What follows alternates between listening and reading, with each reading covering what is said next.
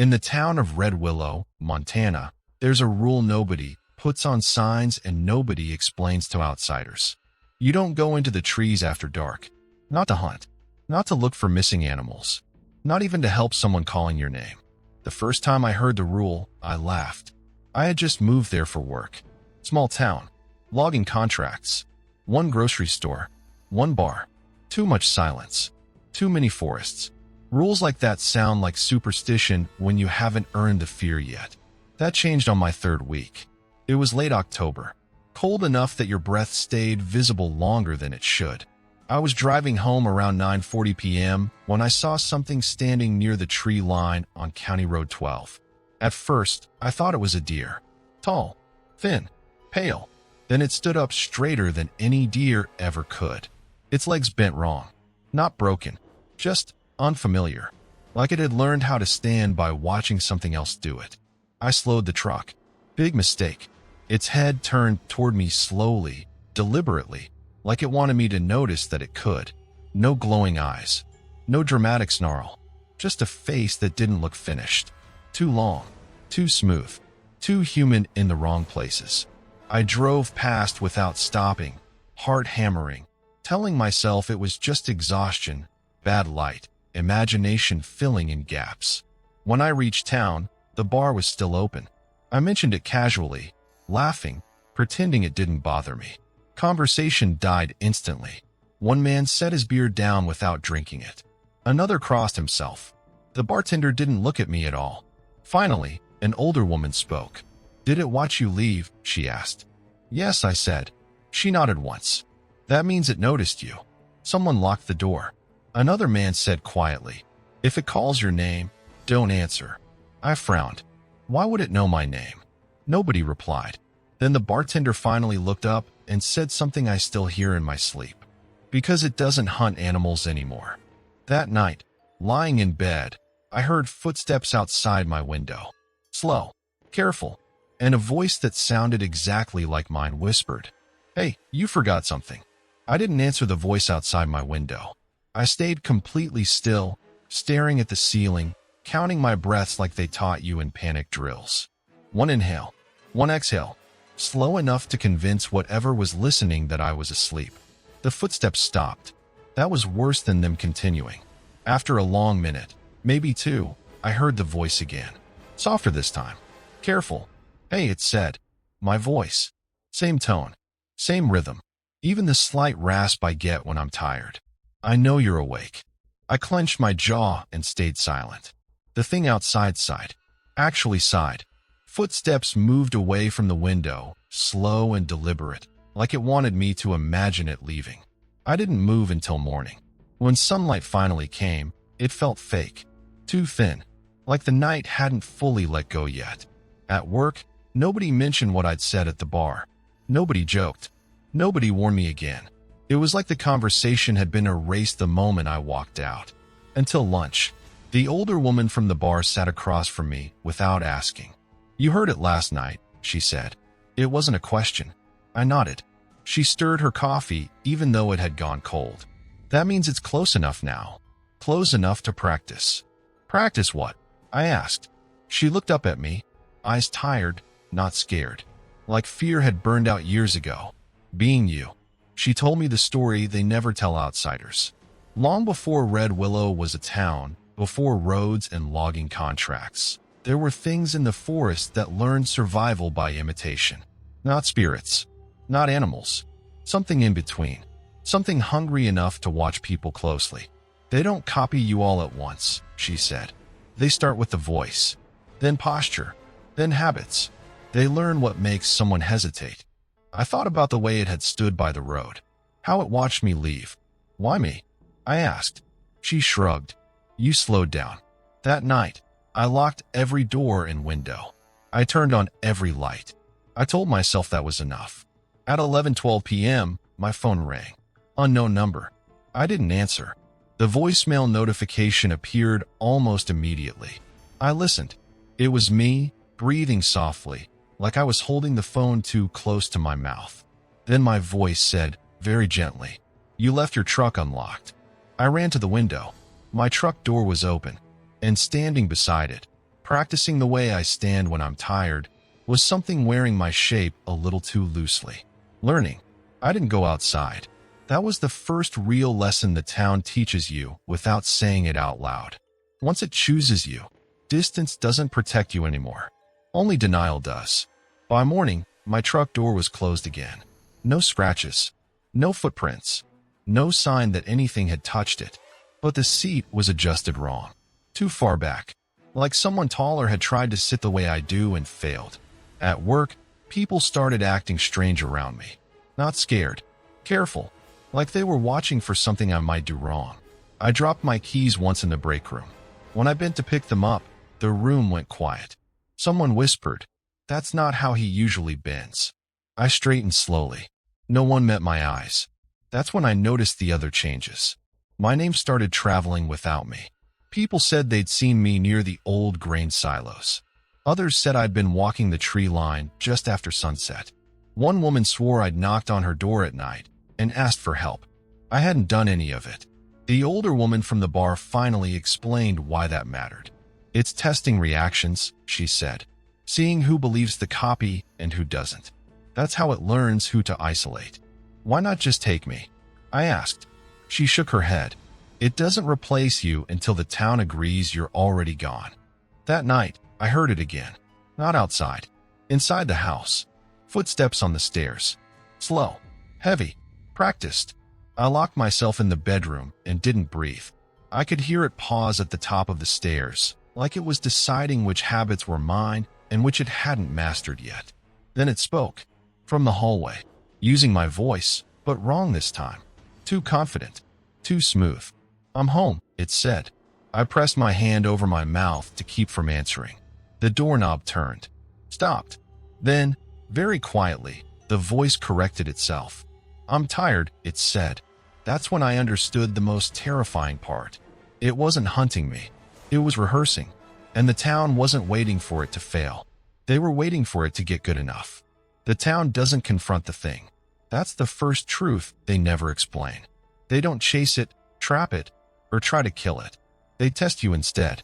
I learned that the hard way. It started with small things. People asking questions they already knew the answers to. "What time do you usually wake up?" "Still hate black coffee." "You ever fix that limp in your left knee?" Normal questions. Casual. Friendly. But every answer felt dangerous. Too fast, and you sounded rehearsed. Too slow, and you sounded unsure. They were watching for hesitation. The older woman finally told me the rule while we stood outside the grocery store, pretending to talk about the weather. "If the copy answers more smoothly than you," she said quietly, "that's when people stop helping." "Helping how?" I asked. She didn't answer. That night, the thing got closer. Not physically. Socially. My phone buzzed with messages I hadn't sent. Apologies. Small talk. Jokes only I usually made. Someone replied to one of them with a laughing emoji and said, "You're acting more like yourself again." That sentence almost broke me. I heard it outside again after midnight. But this time, it didn't call my name. It knocked. 3 slow knocks. Polite. Familiar. I checked through the peephole. It stood on my porch, posture relaxed, hands in its pockets, wearing my jacket. The one I left in my truck last week. Its face was better now. Not perfect, but closer. The eyes blinked a fraction too late. The smile came a fraction too early. It spoke softly, like it didn't want to wake anyone. "They don't trust you anymore," it said. "But they trust me." I backed away from the door. The thing leaned closer, forehead resting against the wood. "I make them comfortable," it whispered. "You make them nervous." The next morning, someone else lived in my house. Not officially, but my key didn't work. The landlord said I had already moved out. My name was crossed off the lease records. In town, people nodded at me like they recognized me, but didn't invite conversation. I passed my copy near the diner. He waved. Everyone waved back. No one looked at me. That's when I realized the test wasn't about proving I was real. It was about proving I still belonged. And I was failing. The mistake happened on a Sunday. That mattered, because Sundays in Red Willow are predictable. Same routines. Same faces. Same rhythm. People notice deviations more easily. I was sitting in my truck outside town, parked near the tree line, watching through binoculars like a coward, because that's what survival had turned me into. That's when I saw myself outside the diner. He was laughing too hard. It wasn't loud. It wasn't wrong enough for outsiders. But the people who had known me for years paused just slightly when they heard it. Then came the second mistake. He reached for a coffee cup with the wrong hand. I don't have a dominant hand. I switch without thinking. Everyone in town knows that. It's a small thing, but Red Willow runs on small things. The older woman noticed. Her eyes narrowed just a fraction. For a moment, hope sparked in my chest. A stupid, desperate hope. Then the thing corrected itself. It froze, like a bad actor missing a cue. Slowly switched hands. Smiled apologetically. Shrugged in a way that said, "Old habit." The town relaxed, and I learned the truth. Mistakes don't expose it anymore. They teach it. That night, the forest answered back. I heard screaming near the tree line. Real screaming. Human. A man's voice begging for help, calling out directions, sobbing. Someone had gone looking.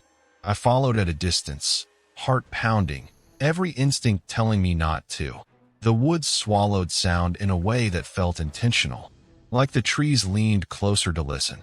I saw the man near the creek, or what was left of his certainty. He stood shaking, flashlight swinging wildly, calling out to someone he thought he knew, someone who sounded exactly like his brother. Then the copy stepped out of the trees. Not my copy. Another one. Thinner, taller, hungrier. It wore the man's brother badly. Skin stretched. Movements delayed. Smile held too long. The man realized too late. He ran. The forest didn't help him. Branches snapped. Something heavy moved fast. There was a sound like bone knocking against wood, then silence. The copy stood alone by the creek afterward, posture straightening, correcting itself, learning. I backed away slowly, bile rising in my throat. That's when I felt it behind me. Breathing. Close. A familiar voice whispered near my ear, gentle and disappointed. "You weren't supposed to see that yet." I ran, and for the first time since this started, I understood something worse than fear. The thing wearing me wasn't just replacing me. It was being trained by everything I loved. I didn't sleep after that. Sleep is dangerous when something knows your dreams better than you do. I stayed in the truck until dawn, engine off, breath fogging the windshield, listening to the forest settle back into pretending it was just trees. By morning, the town felt different. Not hostile, resolved. People stopped asking me questions. They stopped correcting stories about me. They stopped looking confused when they saw me, and then saw him later the same day. They had made their decision. I walked into the grocery store around noon. The bell rang. Conversations didn't stop, but they softened, like people lower their voices around a funeral. The older woman stood near the back aisle. "You shouldn't be here anymore," she said quietly. "Why?" I asked, even though I already knew. "Because you're making it nervous," she replied. "And when it gets nervous, it feeds faster." I swallowed. "So what happens to me?" She finally looked directly at me. There was no cruelty in her eyes, just exhaustion. "That depends on how well it finishes," she said. That night, the copy came to me openly. No pretending, no borrowed politeness. It stood at the edge of the clearing where I had parked, moonlight cutting its shape wrong. Taller than me now, thinner, the face almost perfect, except the eyes didn't move together anymore. "You're slowing things down," it said, using my voice with no effort at all. "You don't need me," I replied. "You already won." It tilted its head. "Winning isn't enough," it said. "I need consistency." I felt something break inside me then. Not fear. Something quieter. "Then do it," I said. The thing smiled. It stepped closer, and the smell hit me. Cold iron. Wet leaves. Old hunger. "I don't kill originals," it said softly. "I let them help." It gestured toward the town lights. "You'll stay close. You'll be seen sometimes. You'll act wrong. You'll remind them what I'm not." My stomach turned. "You'll be the warning," it continued. So they never questioned me. I didn't sleep after that. Sleep is dangerous when something knows your dreams better than you do.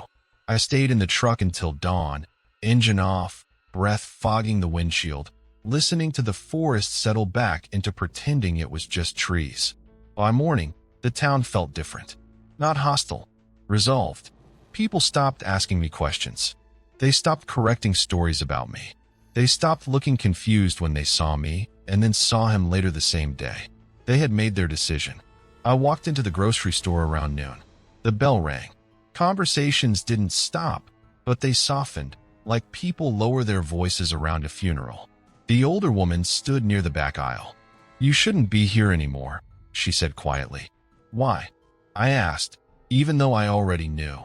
"Because you're making it nervous," she replied. "And when it gets nervous, it feeds faster." I swallowed. "So what happens to me?" She finally looked directly at me. There was no cruelty in her eyes, just exhaustion. "That depends on how well it finishes," she said. That night, the copy came to me openly. No pretending, no borrowed politeness. It stood at the edge of the clearing where I had parked, moonlight cutting its shape wrong. Taller than me now, thinner, the face almost perfect, except the eyes didn't move together anymore. "You're slowing things down," it said, using my voice with no effort at all. "You don't need me," I replied. "You already won." It tilted its head. "Winning isn't enough," it said. "I need consistency." I felt something break inside me then. Not fear. Something quieter. "Then do it," I said. The thing smiled. It stepped closer, and the smell hit me. Cold iron. Wet leaves. Old hunger. "I don't kill originals," it said softly. "I let them help." It gestured toward the town lights. "You'll stay close. You'll be seen sometimes. You'll act wrong. You'll remind them what I'm not." My stomach turned. "You'll be the warning," it continued. "So they never questioned me." That's when I understood the town's role. They didn't fight the Wendigo. They negotiated with it. Someone had to remain imperfect. Someone had to be proof. The thing leaned in, close enough that I could feel its breath. "Tomorrow," it said, "you'll leave town. Slowly, where people can watch." "And if I don't?" I asked. Its smile widened just a little too far. "Then I'll practice being angry," it said. I left before sunrise. Behind me, Red Willow woke up to a man they recognized more clearly than they ever had before. And I walked into the forest carrying a version of myself that no longer belonged to me. The forest doesn't welcome you. It absorbs you. That was the first thing I learned after leaving Red Willow. There's no clear line where town ends and wilderness begins. The road just thins, the trees move closer, and eventually you realize no one would notice if you turned around. I didn't turn around. I walked for hours, maybe longer. Time stopped behaving normally once the sun dipped low enough that shadows stretched sideways instead of forward. That's when I heard the others. Not voices calling out, not screams, just movement. Careful footsteps keeping pace with mine, always just out of sight. I wasn't alone. I found them near an old ranger station, half collapsed and forgotten. Men and women sitting quietly in the shade, spaced apart like animals that had learned not to crowd each other. They looked human, mostly. Their eyes followed movement too slowly, like they were tired of reacting. Some of them flinched when I spoke. Others smiled at the wrong parts of sentences. One man finally talked. "It didn't finish with you either," he said. His voice sounded used. They were the originals. People whose copies had succeeded. People the town no longer needed, but the Wendigo wouldn't fully release. "We're reminders," a woman said. "Leftovers." I asked them why they didn't leave the forest. They looked at me like I'd asked why fire stays hot. "Because it listens," the man replied. "Out there, we're wrong. In here, being wrong keeps us alive." That night, we heard it moving. Not hunting, patrolling. Heavy steps. Confident. Familiar. Something tall passed between the trees, silhouette clean and upright, like it belonged everywhere it stepped. It paused near the ranger station, head tilting slightly, listening to the quiet breathing of the imperfect things it had made. No one ran. No one spoke. It moved on. That's when I realized the truth no one ever says. The Wendigo doesn't replace everyone. It only replaces the ones who fit. The rest of us are kept nearby, close enough to study, close enough to borrow from, close enough to remind it what not to be. In the distance, I could see the glow of Red Willow's lights. Warm, normal, Safe. I understood then why some people swear they hear voices in the woods that sound almost human, almost right, but never quite desperate enough to follow. Those voices aren't asking for help. They're practicing. I don't live in the forest anymore. That surprises people when they hear the rest of the story. They expect exile. They expect madness. They expect something dramatic. What they don't expect is this. I live on the edge of another town now. Different state. Different trees. Same kind of quiet. I work days. I keep my routine simple. I avoid places where people memorize each other too well. And I never stay anywhere long enough to belong. Because belonging is how it starts. Sometimes, late at night, I hear footsteps outside my place. Not close. Not threatening. Just present. Like something passing through, checking if I still exist. It never calls my name anymore. It doesn't need to. I learned something in the forest, listening to the originals whisper half-truths to each other in the dark. The Wendigo doesn't chase what's broken. It doesn't hunt what's unfinished. It waits. It waits for people who are certain of who they are. People with habits that can be learned. Voices that can be practiced. Lives that can be worn comfortably. Every few months, I hear rumors. A small town where someone started acting better than before. Kinder. Smoother. More familiar. A place where one person improves and another quietly leaves. People say it's coincidence.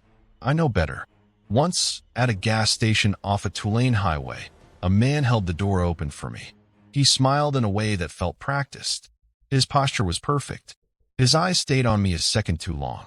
As I passed him, he leaned in and whispered, almost kindly, "You still walk wrong." I didn't look back. That's another thing I learned. If you ever meet something that wears people, don't challenge it. Don't expose it. Don't try to be brave. Just stay imperfect. Stay inconsistent. Stay a little unfinished. Because in the end, the most terrifying thing about the Wendigo isn't that it can become you. It's that, somewhere out there, it already became someone everyone trusts. And the ones who remember the difference are the ones who learned how to leave without disappearing.